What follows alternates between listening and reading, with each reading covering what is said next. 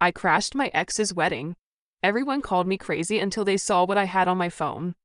I'm standing in the back of St. Augustine's chapel, and every head in the room is turning toward me like dominoes falling in slow motion. My ex-husband's face has gone from wedding day glow to ghost white in approximately 2 seconds.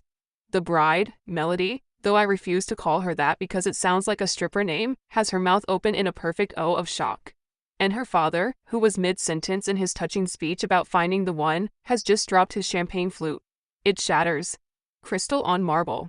The sound echoes through the sudden, suffocating silence.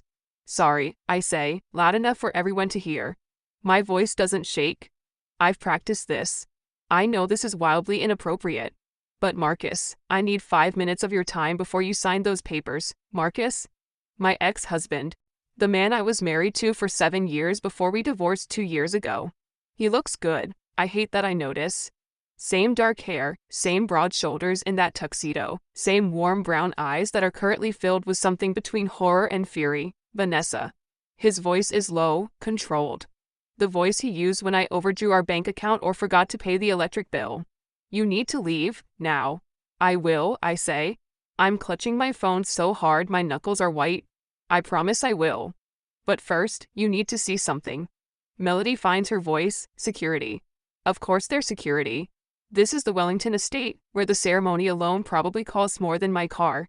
Where everything is dripping in white roses and fairy lights and privilege. I clock the 2 guys in suits moving toward me from either side of the room. I have maybe 30 seconds. Marcus, please. I take 3 steps forward. Half the room gasps. I know how this looks. I know you think I'm here to cause a scene or win you back or something crazy. But I'm not. I swear to God I'm not. Then why are you here? His voice cracks just slightly. Behind him, Melody has recovered. She's moved to his side, threading her arm through his, marking her territory. She's beautiful in that bride way, all flowing white soak and professionally done makeup and a smile that doesn't reach her eyes. I'm here, I say, meeting his gaze, because the woman you're about to marry is not who you think she is. The room explodes. Everyone's talking at once. Melody's mother is shrieking. Melody herself is saying something about restraining orders. The security guards are closing in. But Marcus. Marcus is looking at me. Really looking. You have proof? He asks quietly. I hold up my phone. Yes. One of the security guards grabs my arm. Not rough, but firm. Ma'am, you need to come with me. Wait, Marcus says. The guard pauses. Melody turns to Marcus, her face a mask of wounded innocence. Marcus, honey, you're not seriously going to. 5 minutes, he says. He's not looking at her. He's looking at me. Give her 5 minutes. Okay, so before I tell you about the actual wedding crash, you need to understand how I even knew something was wrong. 3 months before that wedding, I was living my best divorced life. And yeah, I know how that sounds, but I mean it. Marcus and I had been divorced for 2 years. We got married way too young. I was 20, he was 23. For 7 years I watched him build his tech startup while our marriage fell apart. The divorce was civil. No drama. We just grew apart. 2 years later, I'd moved on. New job, new friends, new life. I was genuinely happy. Then my little sister Riley called me. Nessa, she said, don't freak out, but Marcus is getting married. My stomach dropped. What? October 5th? To some woman named Melody Whitmore. I'm photographing the wedding for my internship, and I wanted you to hear it from me first. I told her I was fine. I told myself I was fine. He'd moved on, I'd moved on, this was normal. For 3 weeks, I actually believed it. Then I saw them at Russo's, this Italian restaurant Marcus and I used to go to. I was there with my friend Keisha, waiting for a table, and there they were in a corner booth. Melody was gorgeous. Like, intimidatingly gorgeous. Designer dress, perfect hair, that kind of confidence that comes with old money. And Marcus was looking at her the exact same way he used to look at me. That focused intensity. That smile. His hand covering hers. It hurt, but whatever. He'd moved on. Good for him. Then Melody reached up to adjust his collar, and I saw her bracelet. It was gold, delicate, with a little charm hanging from it. And something about it made my brain just stop. I knew that bracelet. Before we dive in, please subscribe and comment where you are watching from. I couldn't place it at first. But that night, standing in my bathroom getting ready for bed, it hit me. I ran to my jewelry box and dug through it until I found what I was looking for. The matching bracelet.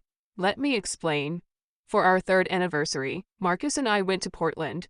I had these custom bracelets made, gold chains with circular charms. Mine was engraved with V and M. His was engraved with M and V. I gave it to him as this romantic gesture. He wore it for exactly 1 day before telling me he wasn't really a bracelet guy. I was hurt. I hid mine away. Eventually, I forgot about them. But Melody was wearing one. Or one exactly like it. There was no way it was a coincidence. These were custom. I'd worked with the jeweler for weeks. Which meant Marcus had given her the bracelet, the one from our anniversary.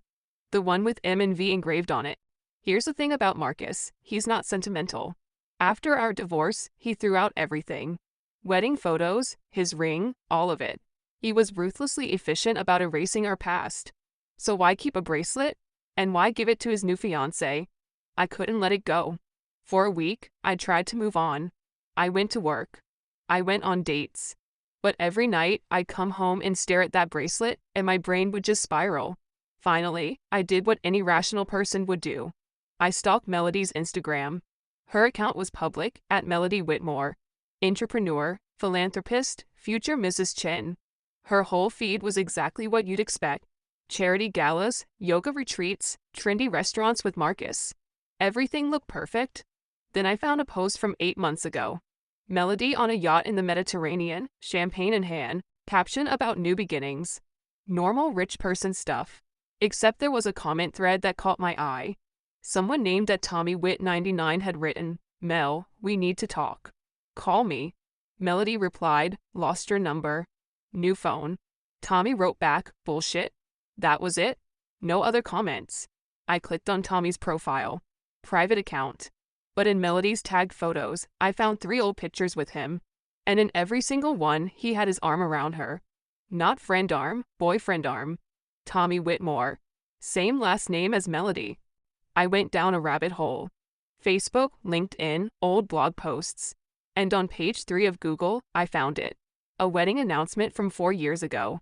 Melody Ann Whitmore wed Thomas James Whitmore. I read it 3 times. Melody had been married to someone with the same last name, which meant either she'd married her cousin, unlikely and illegal, or there was another explanation I wasn't seeing. But the photo in the announcement was definitely her. Younger, different hairstyle, but 100% the same woman. So Melody had been married to Tommy Whitmore. And 8 months ago, he commented on her Instagram saying they needed to talk. And she'd blown him off. My hands were shaking as I screenshotted everything. Because here's what I knew. Melody was hiding something. Maybe it was nothing. Maybe they were divorced and Tommy was just being weird. But combined with the bracelet, my bracelet for my anniversary with Marcus, something felt deeply, deeply wrong. So here I was with the custom bracelet and a suspicious wedding announcement. Most people would have stopped there. Called it coincidence. Moved on. I am not most people. The next morning, I called in sick to work. Don't judge me. I had 14 unused sick days and a mystery to solve. First stop, public records. If Melody and Tommy had gotten married in Portland 4 years ago, there'd be a marriage certificate. And if they'd gotten divorced, there'd be a record of that too.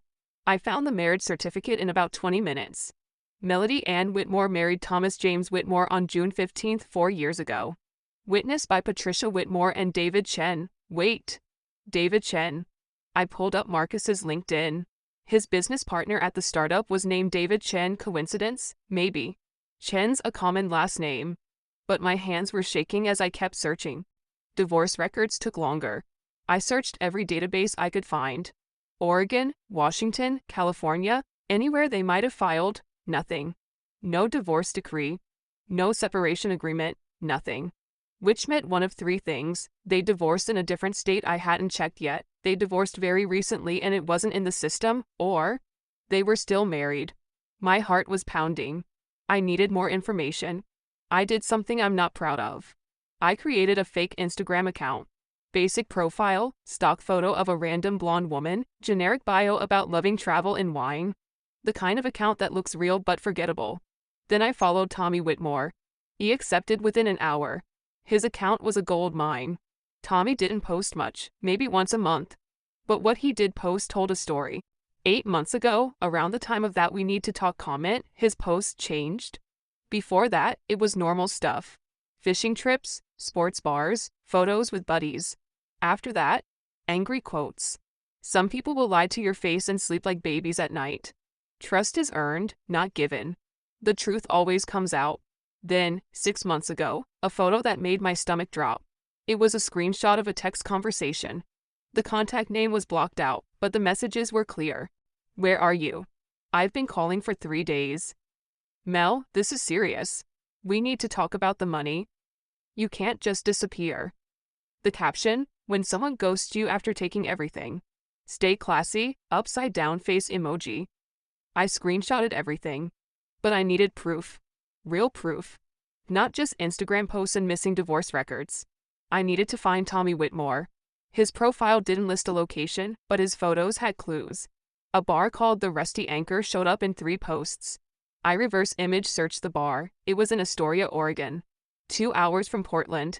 I spent the next week planning. I told myself this was crazy. That I should just let Marcus make his own mistakes. That this wasn't my problem anymore. But every time I convinced myself to stop, I think about that bracelet. About Marcus giving Melody something that was supposed to be ours.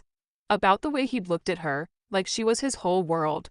If Melody was lying to him, he deserved to know. So 2 weeks after finding that wedding announcement, I drove to Astoria. The Rusty Anchor was exactly what it sounded like, a dive bar near the marina with weathered wood and a neon sign that flickered. I walked in at 6 p.m. on a Friday, hoping Tommy was a creature of habit. The bartender was a woman in her 50s with kind eyes and a practiced smile. "What can I get you?" Whatever's on tap is fine." I slid onto a bar stool, my eyes scanning the room.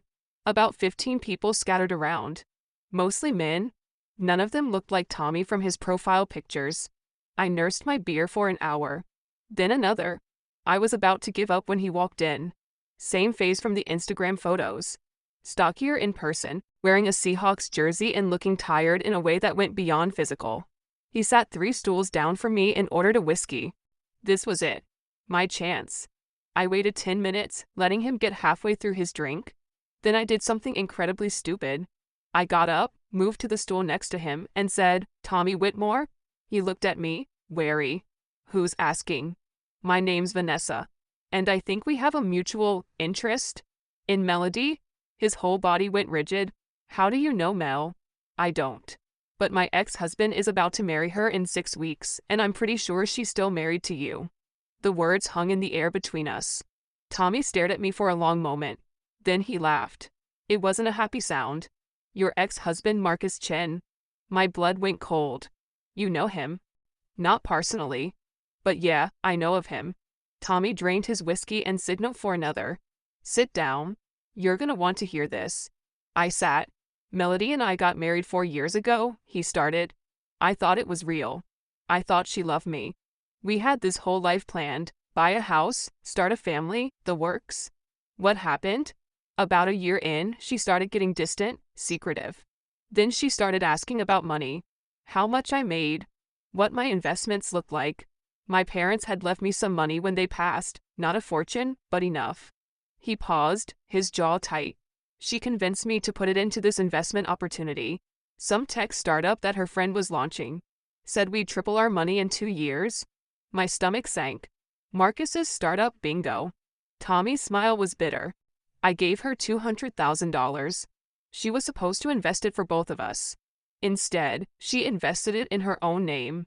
And then, about 8 months ago, she just vanished. Changed her number. Moved out while I was at work. Cleaned out our joint account, another 50 grand. I tried to find her, but it's like she became a ghost. No forwarding address, no social media updates for weeks. By the time she started posting again, she'd blocked me on everything. But you commented on her Instagram. Burner account? I was desperate. She never responded. He looked at me. We're still legally married, by the way. She never filed for divorce. I've been trying to serve her papers for 6 months, but I can't find her. Every address I have is old. I pulled out my phone with shaking hands. I know where she is. Tommy's eyes went wide. I showed him Melody's recent Instagram posts. The one with Marcus at a restaurant. another at some charity gala, a third at what looked like her apartment, a high-rise with floor-to-ceiling windows. That's downtown Portland, I said. The Westview Towers. I recognized the building. Tommy was staring at the photos like he'd seen a ghost. She's engaged to him. Like, actually engaged. Weddings in 6 weeks. October 5th? Jesus Christ. He ran his hands through his hair. She's doing it again. The same exact playbook. What do you mean? That's how she got me. We met at a coffee shop. Total meet cute, right? Except looking back, I think she targeted me. She knew my parents had just died. Knew I'd inherited money. She played the long game, dated me for a year before we got married, another year before asking for the money. He pulled out his phone and started scrolling. I hired a PI after she disappeared. Cost me another 10 grand I didn't have.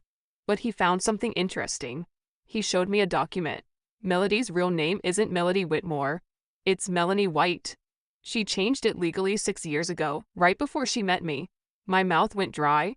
Why would she? Keep scrolling. I did. And there it was. A police report from 7 years ago. Melanie White arrested for fraud in Seattle. Charges dropped due to insufficient evidence. She's done this before, Tommy said quietly. I'm probably not even her first victim. And your ex-husband won't be her last. I couldn't breathe. Marcus doesn't know. He has no idea. Of course he doesn't. She's good at this. Really good. I loved her, you know. I thought we were building a life together. And the whole time, she was just playing a part. We sat in silence for a moment. Then Tommy said, "So what are you going to do?" "I'm going to tell him. Show him everything. He won't believe you." Tommy's voice was flat. I wouldn't have believed it either. She's too good. Too convincing. He'll think you're just a jealous ex trying to ruin his happiness. Then I'll make him believe me. I met his eyes. Will you help? Tommy and I sat in that bar for 3 hours, piecing together a plan. It wasn't enough to just tell Marcus. Tommy was right. I'd look like a jealous ex, and Melody would spin it as me trying to sabotage their happiness. She'd probably even convince Marcus to get a restraining order against me. We needed irrefutable proof. Something Marcus couldn't ignore or explain away. The bracelet's a start, Tommy said, nursing his third whiskey. But it's circumstantial. Marcus could say he gave it to her as a gift, not knowing the history. What about the marriage certificate? I pulled it up on my phone. You two never divorced. That's not circumstantial, that's legal fact, true.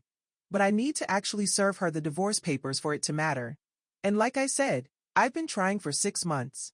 She's impossible to pin down. I thought for a moment. What if we don't serve her? What if we just show up with the evidence? At the wedding. Tommy's eyebrows shot up. You want to crash the wedding? Not crash. More like, make a dramatic entrance with receipts. I was talking faster now, the plan forming as I spoke. Think about it. She can dodge you all she wants right now. But on her wedding day, she can't run. Everyone's there. Marcus is there. And if we show him everything, the marriage certificate, the fraud arrest, your story, the money she stole, he'd have to listen, Tommy finished. Or at least, he couldn't ignore it. Exactly. We both sat with that for a minute. That's completely insane, Tommy said finally. I know. You'd be ruining their wedding. In front of everyone. His family, her family, all their friends. I know. Marcus will hate you for it. Even if you're right. That one hit harder. I swallowed. I know. Tommy studied me. So why do it? You're divorced. You've moved on. Why risk everything to save a guy who's not even yours anymore? I'd been asking myself the same question for weeks. Because despite everything, I said slowly, Marcus is a good person. He worked his ass off to build that startup. He was a terrible husband, too focused on work, too ambitious, too absent. But he's not a bad guy. He doesn't deserve to be scammed. And if I can stop it, I met Tommy's eyes. I have to try. Tommy nodded slowly. Okay. I'm in. But we do this right. We need evidence she can't talk her way out of.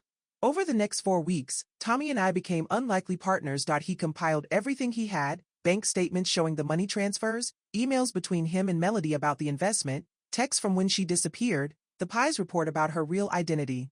I worked a different angle. I reached out to the startup, Marcus's company. Not to Marcus directly, but to his assistant, pretending to be a potential investor doing due diligence. I'm particularly interested in early investors, I said on the phone, keeping my voice professional. Can you send me a list of initial capital contributions?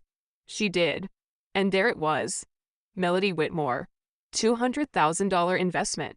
Listed as an individual investor, not joint with Tommy. She'd stolen his money and put it in her own name. Just like he said. But we needed more. We needed to prove intent. That this wasn't just a messy relationship, but a calculated con. That's when I remembered the name change. Melanie White to Melody Whitmore.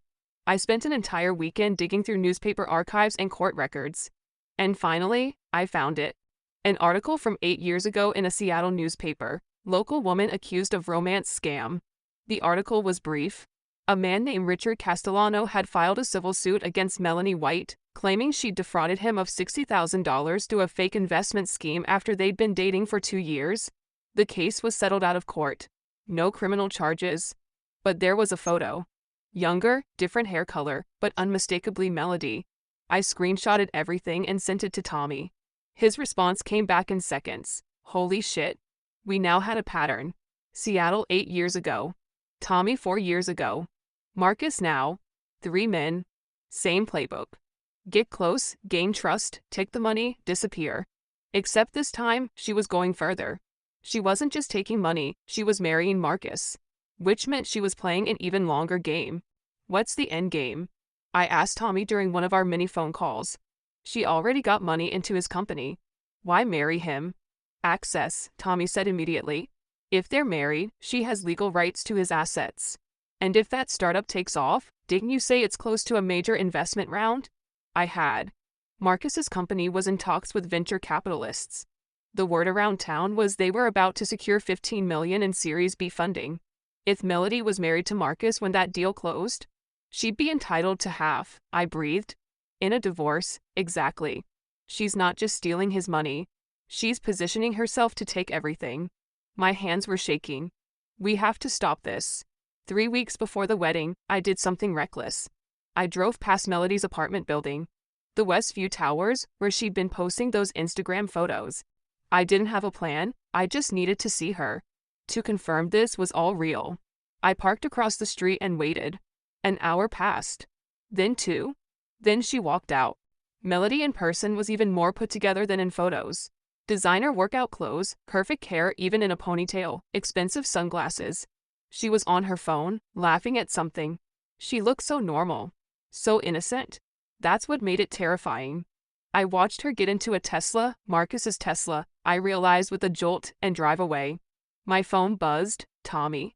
I found something else. Call me. I called immediately. What is it?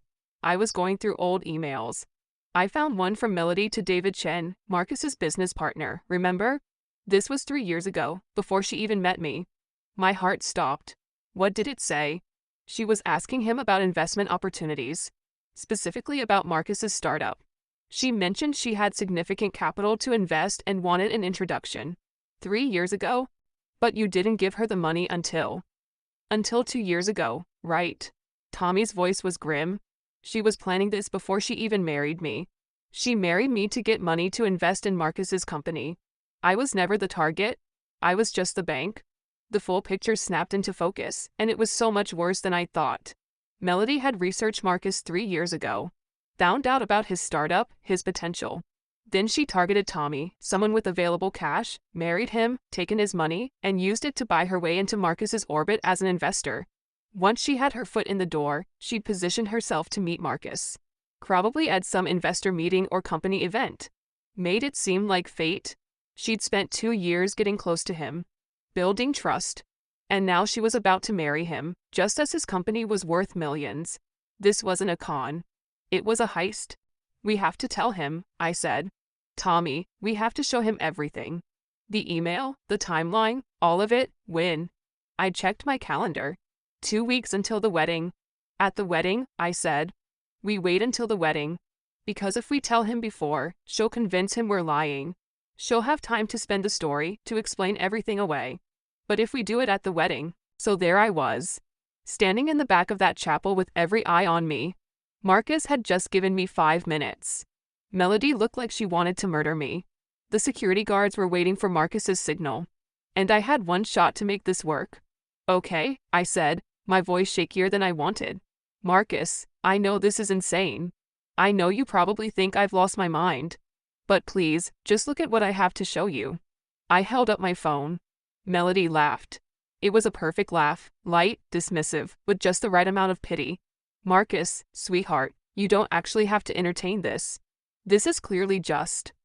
I said 5 minutes. Marcus's voice was quiet but firm. He looked at me. Show me. I opened my phone and pulled up the first photo. My hands were trembling so badly I almost dropped it. This is a marriage certificate, I said, turning the phone so he could see.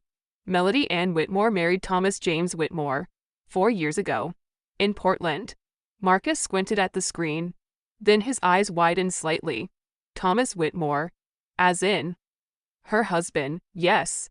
I swiped to the next image. And here's the thing, Marcus. They never got divorced. She's still legally married to him. The room erupted. Melody's mother screamed something about slander. Several guests started talking at once. But I kept my eyes on Marcus. His face had gone very still. That's impossible. Melody told me she'd never been married. She lied. I swiped again. And that's not all she lied about. Tommy, her husband, gave her $200,000 to invest in a business opportunity. She told him it was for both of them. But look at this. I showed him the investment records from his own company. She invested that money in her own name. In your startup, Tommy's money bought her access to you. Marcus took my phone. His hands weren't quite steady as he zoomed in on the document. Marcus, don't listen to her. Melody's voice had an edge now. She's clearly doctored these. She's desperate and. Why is your name on my company's investment records? Marcus asked quietly. He wasn't looking at her. He was staring at my phone. Because I invested. I told you that when we met. I believed in your vision, in what you were building. You told me you use your trust fund. Now he did look at her.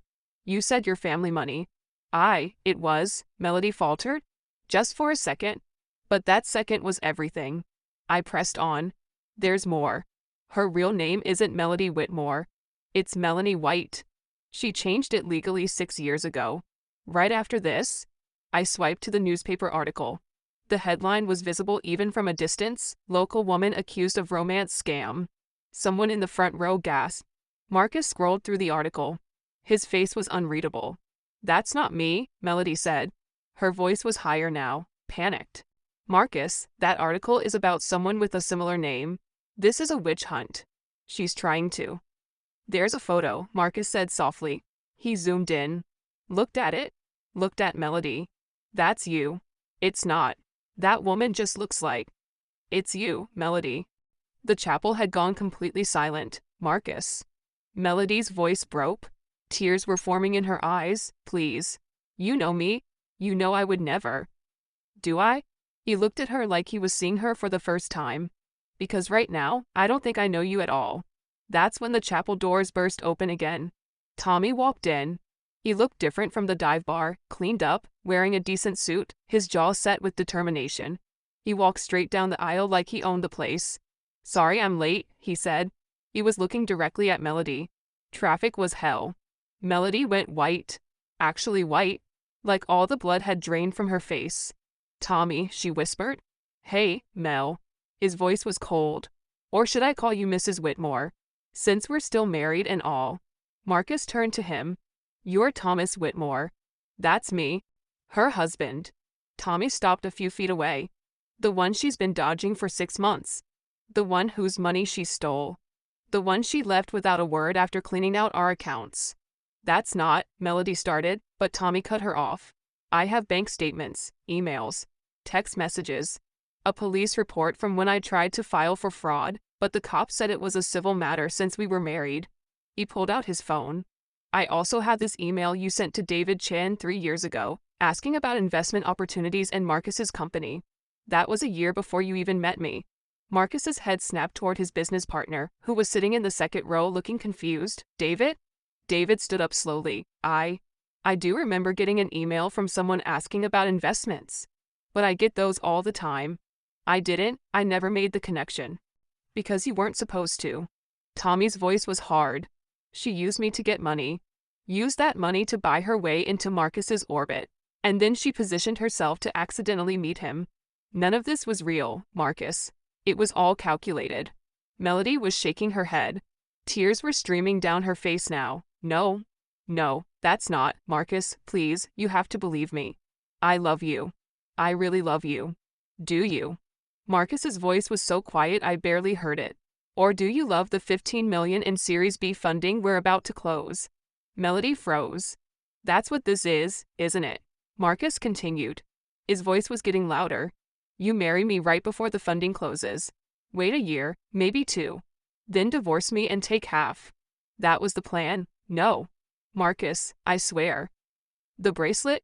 Marcus's voice cracked. The bracelet you're wearing. Where did you get it? Melody's hand flew to her wrist. To the gold bracelet with the charm. You gave it to me. As a gift. No, I didn't. Marcus looked at me. That's from your 3rd anniversary with Vanessa, isn't it? The one with M and V engraved on it. I nodded, not trusting my voice. I found it in a drawer after we divorced, Marcus said. I kept it because… I don't know why. Sentiment, I guess. But I never gave it to you, Melody. Which means you went through my things. Found something from my marriage. And wore it. I thought it was pretty. I didn't know. You knew exactly what it was. His voice was flat now, empty. That's why you wore it. To see if I'd notice. To see if you could get away with it. This whole thing has been a game to you. Melody was sobbing now. Full, body-shaking sobs.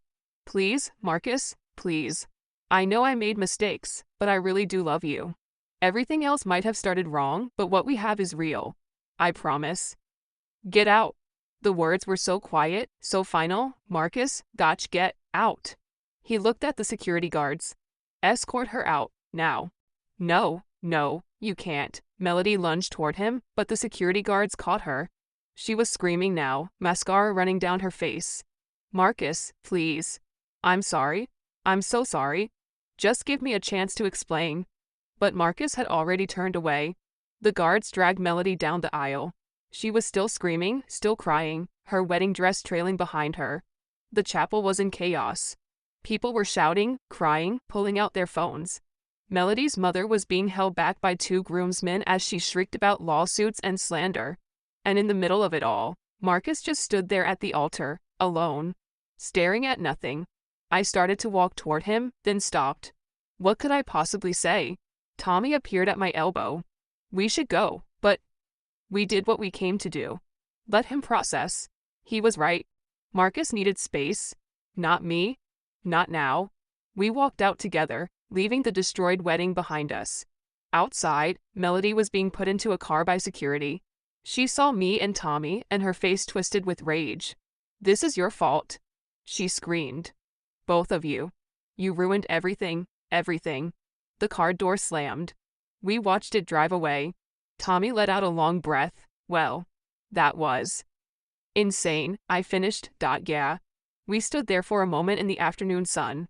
From inside the chapel, I could still hear chaos, shouting, crying, the sounds of a wedding imploding. Do you think he'll be okay? I asked quietly. Eventually. Tommy looked at me.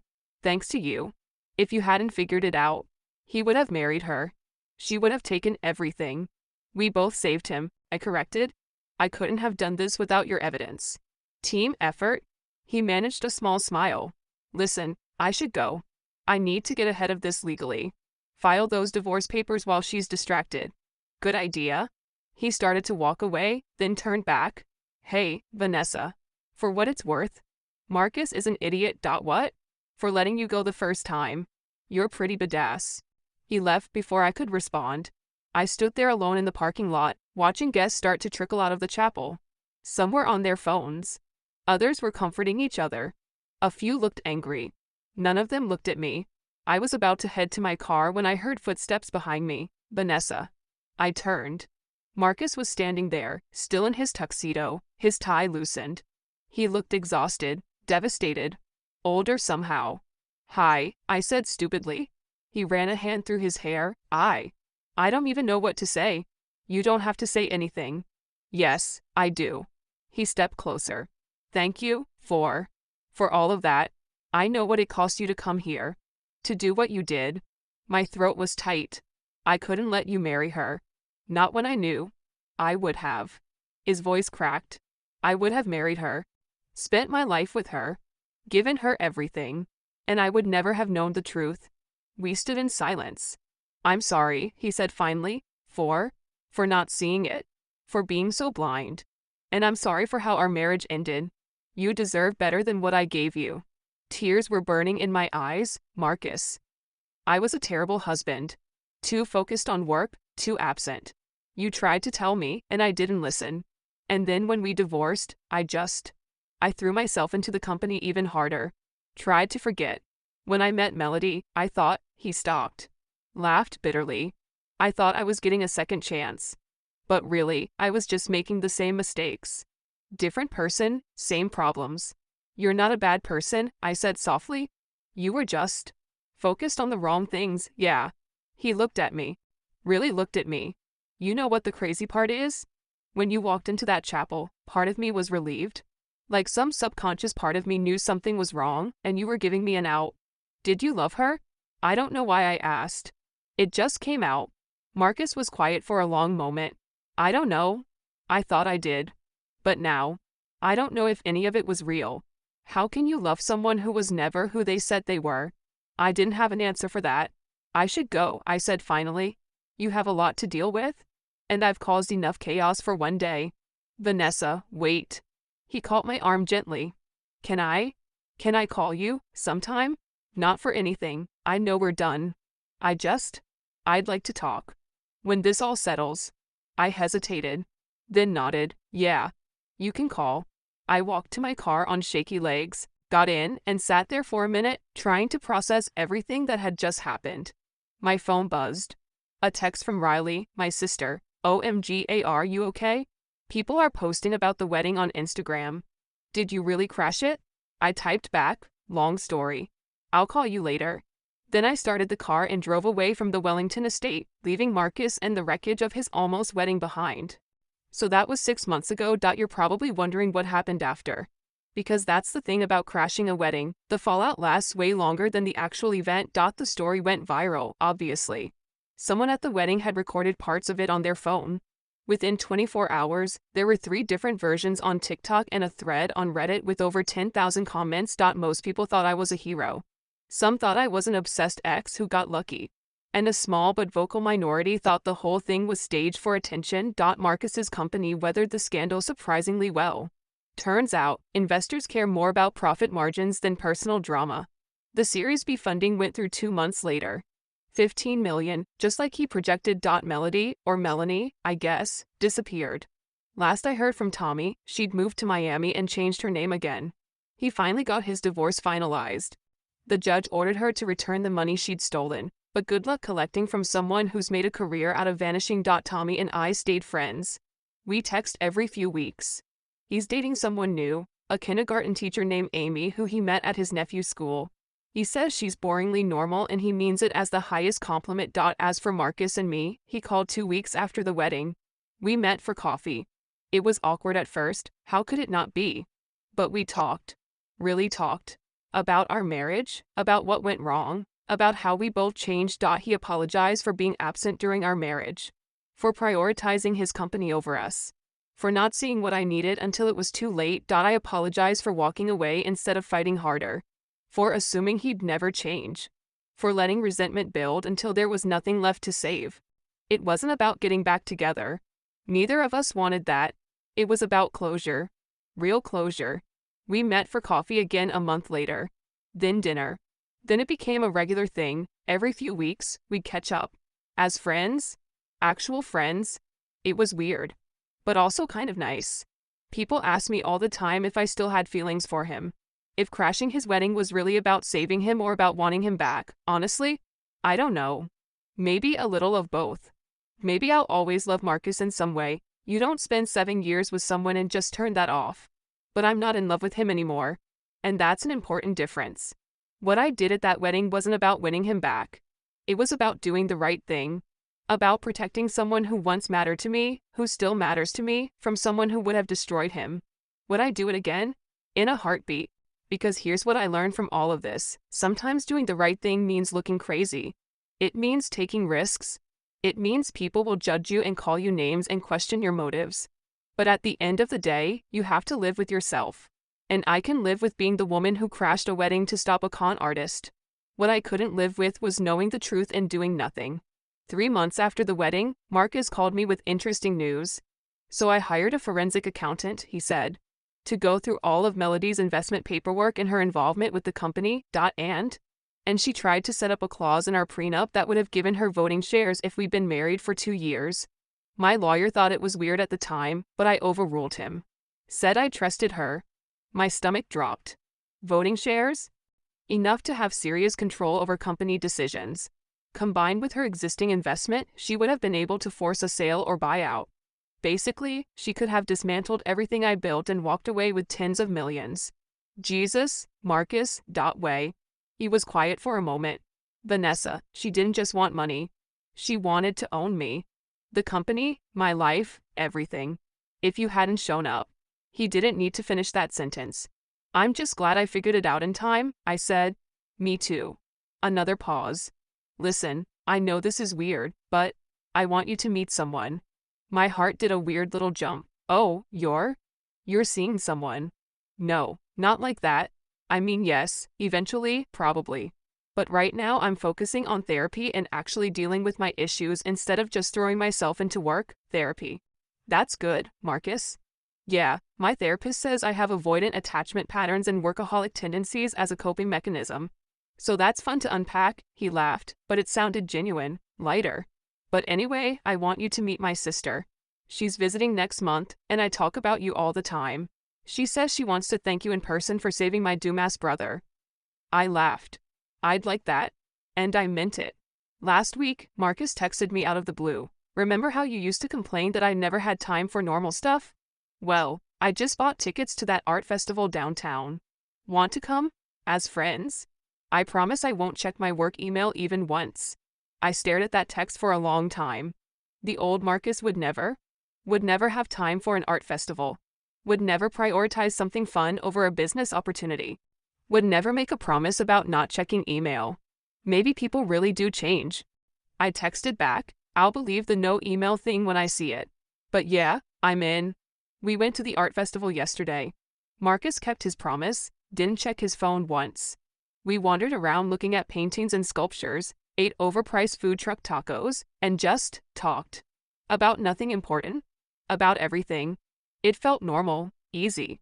At one point, we passed a jewelry stand with handmade bracelets. Marcus stopped. Do you still have yours? He asked. The one with V and M? Yeah. In my jewelry box at home. He picked up a simple braided leather bracelet from the stand. Plain, no engraving. Can I buy you a new one? Nothing fancy, just a new memory. Not tied to anything from before. I looked at the bracelet, then at him.